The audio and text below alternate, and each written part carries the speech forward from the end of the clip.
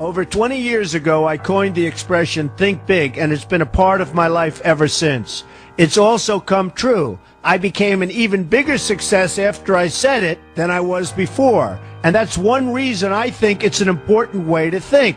It obviously works, and that's what I'm going to talk about today. What I said exactly in my first book, The Art of the Deal, is as follows.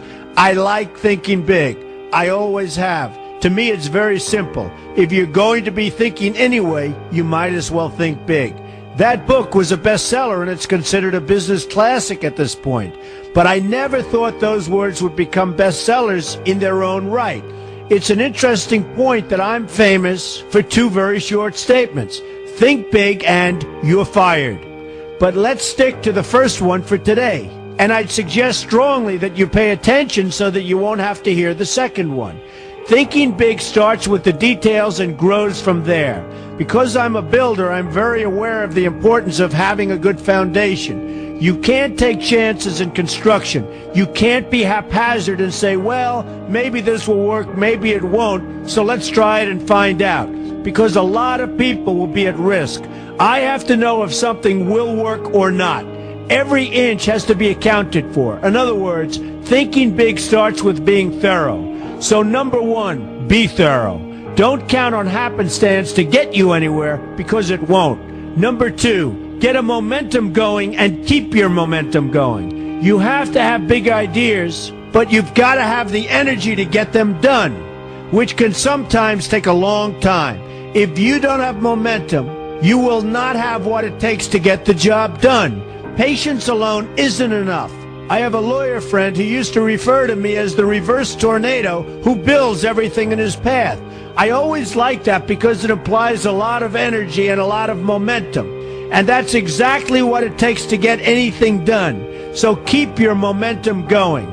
Number three, stay focused. You have to stay focused. The minute you lose focus, you will also be losing your momentum. They go together, and you will accomplish a lot more, even amazing things, if you make sure you keep these two things working together for you. I've seen very talented people literally go down the drain because they couldn't seem to keep their focus long enough to get anything done. In this day of multitasking, that can be a real challenge, but it's absolutely necessary. Ask yourself this question: what should I be thinking about right now? That simple question can restore your focus in no time at all. And your answer right now should be listening to Donald Trump. Number four, look at the solution, not the problem. This is very important if you ever want to learn to think big. And here's why. No matter what you do, you're bound to run into problems. It's just part of life, a part of business, a part of anything worth doing.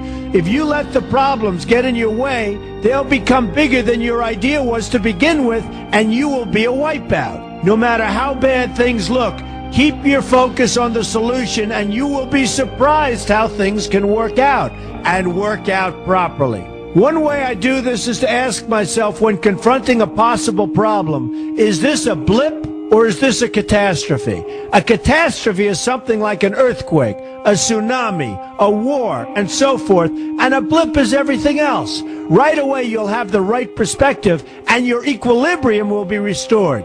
So keep your focus on the solution. Number five, see opportunity for what it is, an opportunity. For example, why are you listening to me today? Curiosity? You like me? You don't like me? You want to learn? You have nothing else to do? You want to hear me tell you you're fired? I hope not. But whatever your reasons might be, they've brought you to a good place to get involved and to learn. And that's an opportunity right there. People think that because I'm rich and famous that I know everything. I know a lot. But one thing I know is that I don't know everything. So I ask myself this question every day. What can I learn today that I didn't know before? And you know what? I learn something new every single day. That's a big reason for my success, and the same thing can apply to you. Take the time to see today as an opportunity, and you'll be surprised by what can come your way. Be open to new ideas, and you will be creating your own opportunities before too long. Number six, know everything you can about what you're doing. That's a good way to cover your bases. Another good way is to read the book Robert Kiyosaki and I have written together, Why We Want You to Be Rich. It's about covering your bases and knowing what's going on. I remember when some guys came in to meet with me about a great idea they had for an atrium for a building on Wall Street. It was a beautiful idea except for one thing. None of them had thought about how the building would be supported around this fabulous atrium. They didn't take into account the steel columns that were necessary to support a 72-story building. A very big and embarrassing oversight that could have been avoided if they'd taken the time to think about what they were doing. Don't let that happen to you. Know what you're doing first. Number 7, be lucky. Remember the old saying, the harder I work, the luckier I get. Well, it happens to be true. It works for me, and I've encountered some pretty big successes. But this goes along with something that's absolutely necessary for great success. Be passionate. You have to love what you're doing if you want to be successful at it. My father told me that it's absolutely true. I might work 7 days a week, but it doesn't seem like work to me because I love what I'm doing. If you don't like what you're doing, find something else to do, or do it part-time until you can find something full-time. You will never be successful, happy, or healthy unless you're doing what you love to do. That's just the way it is. So give it some thought. In fact, give it a lot of thought. For example, if you're feeling frustrated, there are 2 ways to look at the situation. Frustration can mean that maybe you're expecting too much, or it can be an indication that you know you should be, or could be, doing more.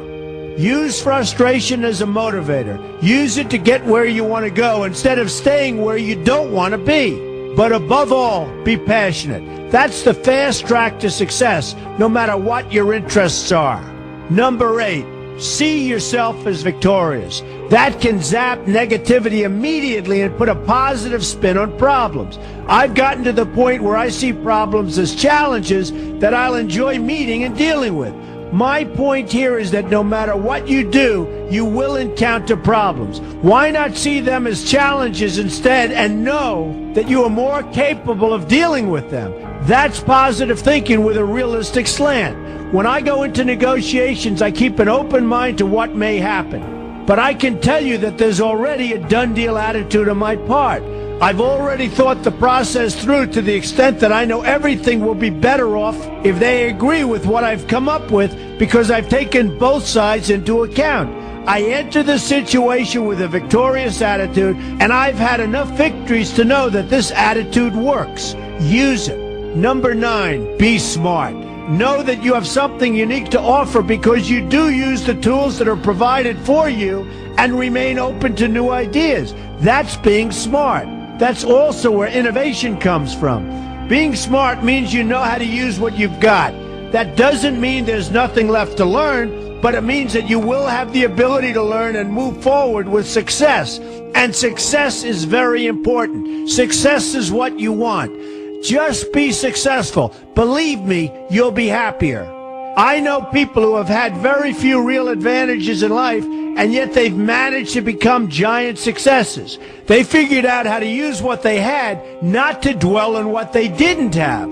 I'm convinced that everyone has something useful to offer, and if you apply yourself diligently, you'll find that you have what it takes to succeed, and you're going to be a lot happier for it. Number 10, above all, never give up. Never, never, never give up. The only time you will be a failure is if you quit trying. Only losers quit. The biggest losers in the world are quitters. Winners keep on going. So whatever you do, never give up. My father always used to harp, never give up, son, never give up. Don't ever quit. I never want to see you give up or quit. Well, my father was a smart guy, and I listened to him. And remember, think big.